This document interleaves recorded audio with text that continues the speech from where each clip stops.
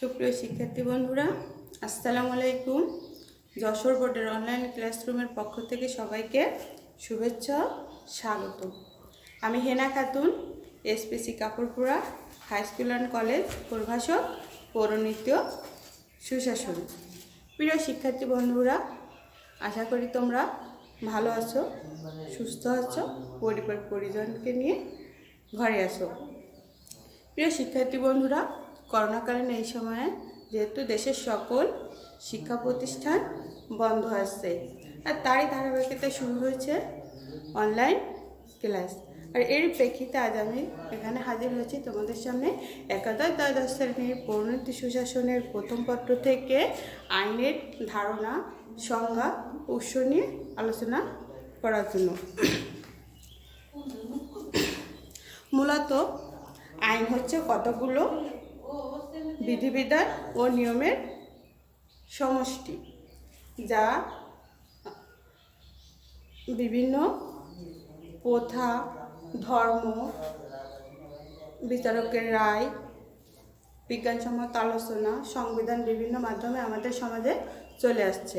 মানুষ যেহেতু সামাজিক এবং রাজনৈতিক জীব, আর সমাজের সদস্য হিসেবে মানুষ বিভিন্ন নিয়মকানুন মেনে চলে। সমাজের শুরু থেকেই এই নিয়মকানুন মেনে চলার প্রয়োজনীয়তা দেখা দিয়েছে। মানুষের সামাজিক আচরণ নিয়ন্ত্রণের জন্য বিভিন্ন সামাজিক প্রথা, রীতিনীতি, ঐতিহ্য ইত্যাদিকে সামাজিক আইন বলে অভিহিত করা হয়। পাশাপাশি রাষ্ট্রীয় আইনের উৎপত্তি হয়েছে, যার ফলে নাগরিকগণ রাষ্ট্রীয় আইন মেনে চলছে। রাষ্ট্রীয় আইন মেনে চলা প্রত্যেক নাগরিকের জন্য গুরুত্বপূর্ণ। মূলত আইনই হচ্ছে রাষ্ট্রীয় আইন। ব্যাপক অর্থে যেহেতু সমাজ জীবনের অসংখ্য নিয়মকানুনকে আইন বলা হয়, কিন্তু সংকীর্ণ অর্থে শুধুমাত্র রাষ্ট্রীয় আইনকেই আইন বলা হয়। তাই রাষ্ট্রীয় আইনের অন্যতম উৎস হচ্ছে মানুষ নিজ প্রয়োজনে আইন সৃষ্টি করেছে, এবং নিজের সৃষ্ট আইন দ্বারাই মানুষ শাসিত ও নিয়ন্ত্রিত হচ্ছে। এবার আসি আমরা আইনের উৎপত্তিগত দিকে। আইন একটি পার্সি শব্দ, যার অর্থ হচ্ছে নিয়ম এবং নীতি, এবং এর ইংরেজি প্রতিশব্দ হচ্ছে ল, এবং এই ল শব্দটি এসেছে টিউটনিক শব্দ লক থেকে, টিউটনিক শব্দ ল্যাগ থেকে, আর ল্যাগের অর্থ হচ্ছে স্থির এবং অপরিবর্তনীয়। যেহেতু পৃথিবীর সব কিছু, যেমন গ্রহ, নক্ষত্র, চন্দ্র, সূর্য সব কিছু স্থির, এবং এগুলো একই নিয়মে পরিচালিত এবং নিয়ন্ত্রিত হচ্ছে। সব বিষয় একই নিয়মে পরিচালিত হয়, যা কারো পক্ষে অন্যভাবে মূল্যায়ন করা সম্ভব নয়। কেউ এটাকে এর অস্তিত্বকে কল্পনা করতে বা এর অস্তিত্বকে কোনোভাবে অন্য পথে ধাবিত করতে পারবে না। এবার আসি আমরা আইনের সংজ্ঞায়। বিভিন্ন দার্শনিক ও লেখকগণ বিভিন্নভাবে আইনের সংজ্ঞা দিয়েছে। এর ভিতর Thomas Hobbes, John Austen, Holland, বিভিন্ন বিশ্লেষণধর্মী লেখক আইনকে সার্বভৌম শাসকের আদেশ বলেছেন। অ্যারিস্টটলের মতে আইন হচ্ছে আবেগহীন, যুক্তিসিদ্ধ অভিব্যক্তি, এবং হল্যান্ডের মতে আইন হলো সেই সাধারণ নিয়ম যা মানুষের আচার আচরণকে নিয়ন্ত্রণ করে এবং সার্বভৌম রাজনৈতিক কর্তৃপক্ষ যা প্রয়োগ করে। এবং অস্টিনের মতে আইন হচ্ছে ন্যূনতম উপরটি ঊর্ধ্বতন কর্তৃপক্ষের আদেশ। আর আইনের সবচেয়ে গ্রহণযোগ্য এবং গুরুত্বপূর্ণ সংজ্ঞা দিয়েছে আমেরিকার প্রাক্তন প্রেসিডেন্ট উড্রো উইলসন। তার মতে আইন হচ্ছে মানুষের স্থায়ী আচার ব্যবহারের চিন্তাধারার সেই অংশ যা মানুষের আচরণকে নিয়ন্ত্রণ করে, যা রাষ্ট্র কর্তৃক স্বীকৃত হয়েছে এবং যার পশ্চাতে রাষ্ট্রীয় কর্তৃত্বের সুস্পষ্ট সমর্থন রয়েছে।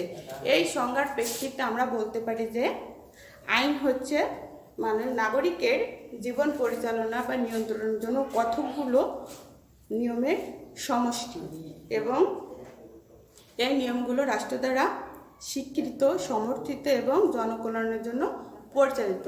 সুতরাং আইন বলতে সাধারণত ব্যক্তির আচরণ নিয়ন্ত্রণ সংক্রান্ত কতগুলো নিয়মকে বোঝায় এবং যা রাষ্ট্র কর্তৃপক্ষ প্রয়োগ করে।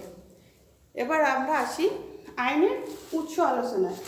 আইনের অনেকগুলো উৎস আছে, তার মধ্যে বিভিন্ন দার্শনিক লেখক আইনের বিভিন্ন উৎসের কথা বলেছেন। ধরুন অস্টিন বলেছেন আইন হলো সার্বভৌম শাসকের আদেশ। হল্যান্ডের মতো আইনের উৎস হচ্ছে 6টি। তাহলে প্রথা, ধর্ম, বিজ্ঞানসম্মত আলোচনা, বিভিন্ন বিচারকের রায়, ন্যায়বোধ, আইন পরিষদ। তারপরে ওপেনহাইমারের মতে জনমতকে তিনি আইনের উৎস হিসেবে বলেছেন, কেননা বর্তমানে আধুনিক রাষ্ট্রের অধিকাংশ আইনের জনমতের ভিত্তিতে প্রতিষ্ঠিত হয়। এবার আমরা আইনের উৎসগুলো বিস্তারিতভাবে আলোচনা করব। আমাদের প্রথম পয়েন্ট আসছে এখানে প্রথা। প্রথা হচ্ছে আইনের সবচেয়ে প্রাচীনতম উৎস। প্রাচীনকাল থেকে যেসব রীতিনীতি, প্রথা, নিয়মকানুন মানুষ দ্বারা সমর্থিত, পালিত, স্বীকৃত হয়েছে সেগুলোকেই প্রথা বলে। যেহেতু প্রাচীনকালে আইনের কোনো অস্তিত্ব ছিল না, তখন মানুষের প্রথার ভিত্তিতেই নিয়ন্ত্রিত হতো। আর কালক্রমে কিছু প্রথা আমাদের সমাজে আইন হিসেবে বা রাষ্ট্রীয় আইন হিসেবে গণ্য হয়েছে। যেমন আমরা উদাহরণ হিসেবে বলতে পারি যে ব্যাবিলনীয় সম্রাট হাম্মুরাবি মূল্যবোধগুলো কোডিং করে আইনের একটি বই লিখেছিলেন। আধুনিক রাষ্ট্রের অনেক আইনের ভিতরে প্রথাগত আইনের উপস্থিতি লক্ষ্য করা যায়। এছাড়া গ্রেট ব্রিটেন এর আইনও প্রথার উপর ভিত্তি করে গড়ে উঠেছে। তাই প্রথা আধুনিক আইন সৃষ্টিতে গুরুত্বপূর্ণ ভূমিকা পালন করে। হচ্ছে ধর্ম। পরবর্তী উৎস হচ্ছে আমাদের ধর্ম। ধর্ম অনুশাসন এবং বিভিন্ন ধর্মগ্রন্থ আইনের প্রাচীন উৎস হিসেবে কাজ করে।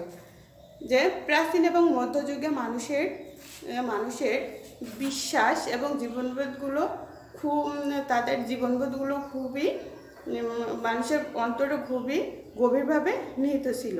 এর ভিত্তিতে বিভিন্ন ধর্মীয় বিধিবিধান ধর্মকে কেন্দ্র করে গড়ে ওঠে, যেগুলো রাষ্ট্র কর্তৃক সমর্থিত হয়ে আইনে পরিণত হয়েছে। যেমন সেগুলো হচ্ছে আমাদের হিন্দু বিবাহ আইন, উত্তরাধিকারী আইন ধর্মকে কেন্দ্র করে গড়ে ওঠে, এবং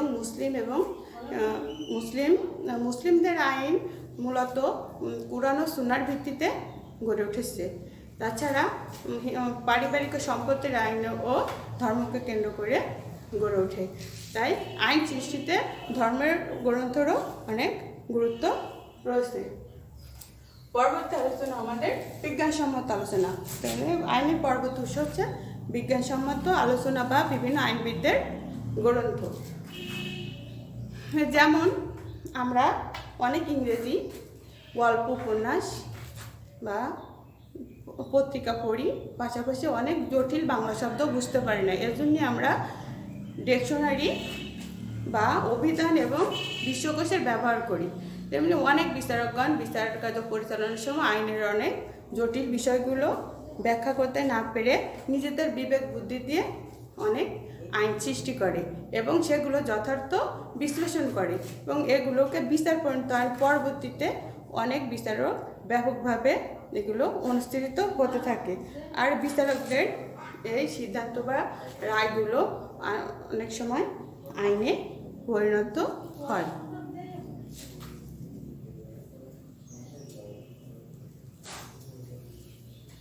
বিজ্ঞানসম্মত আলোচনা, বিচারকের রায়। বিজ্ঞানসম্মত আলোচনায় আরও একটু কিছু কথা বলি যে বিজ্ঞানসম্মত আলোচনা আইনবিদদের যেসব গ্রন্থ আছে সে গ্রন্থের ভিতর ইংল্যান্ডের লেখক কোল, ব্ল্যাকস্টোন, ডাইসির অনেক লিখিত গ্রন্থ আছে, যেগুলোর মধ্যে আছে হচ্ছে কোলের ইনস্টিটিউটস, ব্ল্যাকস্টোনের commentaries on the laws of England এবং ডাইসির ল অফ দি কনস্টিটিউশন।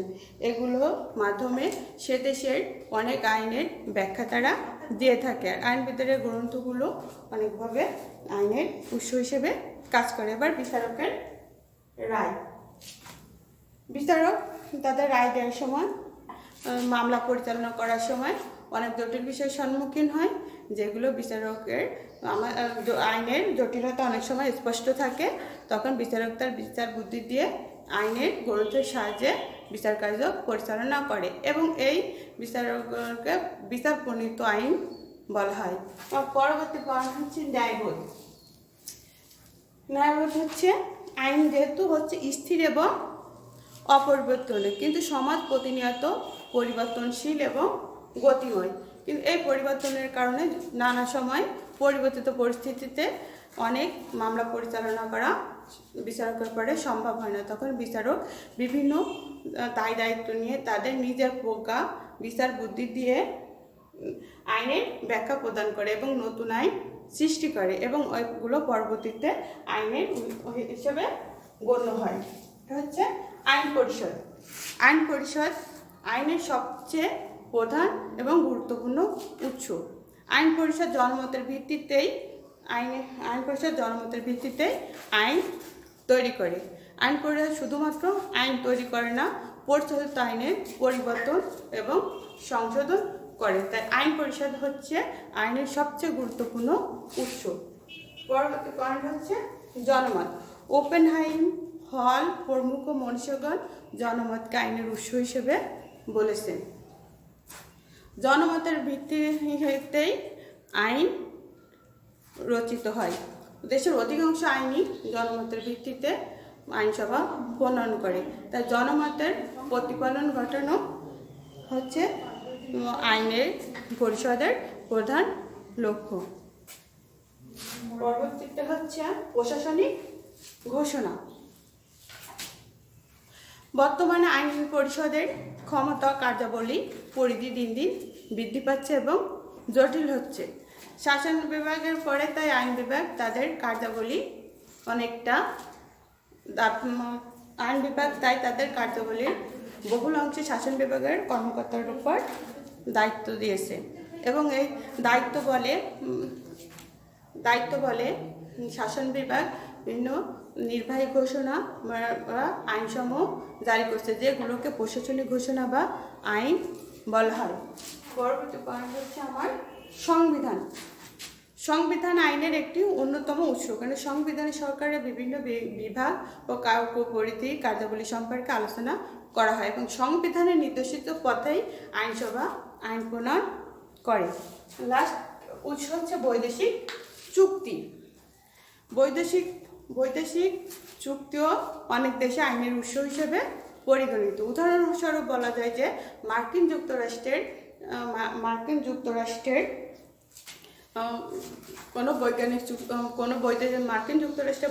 বৈদেশিক চুক্তি হবার পূর্বে আইনসভা এটা অনুমোদন করা হয়।